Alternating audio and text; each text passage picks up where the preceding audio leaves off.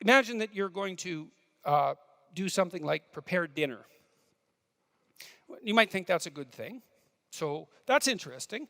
So it's an action, but we'd also put a moral dimension on it. It's good to feed hungry people, yourself included.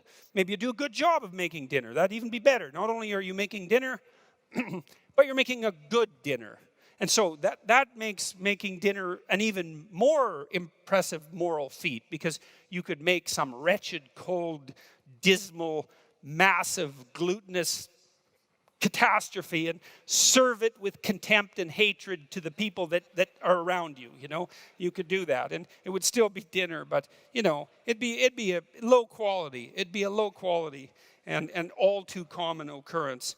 But let's say that you do it right. It's like you're going to put some effort into it. It's going to be delicious. That'd be nice. It's going to be nutritious. It's going to be attractive, and it's going to be served with the proper attitude.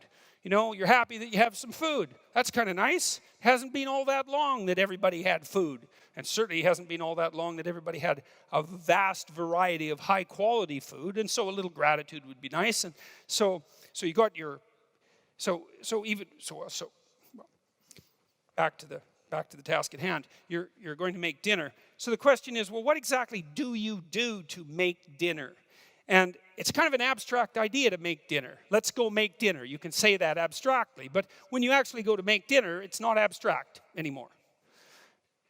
You go into the kitchen and you open the refrigerator, and that's not abstract, right? That's not mental, it's physical. You're interacting with the world. You grab the door handle on the refrigerator and you open it. And you don't really know how you do that. I know you know how to close your hand and move your arm, but you don't know how to close your hand and open the door. Your mind, that's where your mind runs out. It knows how to operate your voluntary musculature, but it doesn't know how. So your mind grounds out in your body. And I'm going to make the case that morality does that as well. And it's part of this idea that the world is an action-oriented place. You open the fridge, you think, hey, carrots. We're going to need some carrots. So you take the bag of carrots out of the fridge and you put them on the counter and you peel the carrots. And again, same thing. Bit of expert behavior there, because you've peeled carrots before. And it's a bit deterministic because you've learned how to do it habitually. And so you peel the carrots and you take out the parts that aren't so edible, if you have any sense. And then you take out your knife, and maybe you have a nice knife with a nice wide blade at the end so you can chop up carrots. It's kind of fun to do that if you're good at it, because you can, make 100 slices in 20 or 30 seconds if you've practiced it. And you take your carrot and you go, and then you have all these. You don't have to make that noise, by the way, but you can if you want. And then if you're good at it, then all the carrots are pretty much the same thickness, and that's kind of cool. You got a little expertise there, and you got all the carrots lined up, and maybe then you put them in some foil, and you add a little butter and some, cumin and a bit of pepper, and make them into a foil packet. This is what we do in Canada. You might do that. You guys barbecue, I've heard.